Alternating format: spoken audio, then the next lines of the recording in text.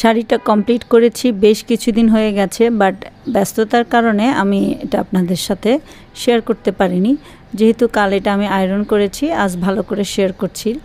এটা হচ্ছে tassel side, আর নিচের যে সাইডটা আছে দেখেন, নিচের সাইডটাতেও আমি সেমভাবে কাজ করে দিয়েছি। সুই সুতার কাজ থাকবে এবং পেন্টিংয়ের কাজ থাকবে।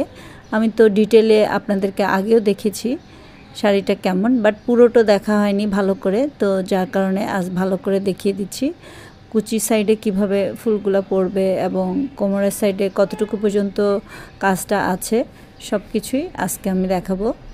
তো দেখেন এখানে কুচিতে অনেকগুলো কুচি পড়বে, যেহেতু আমার এখানে ফ্যান চলছিল অনেক জোরে, যার কারণে আমি একটু ঠিকমতো দেখাতে পারছিলাম না, আমি কুচিগুলো বসছিল না।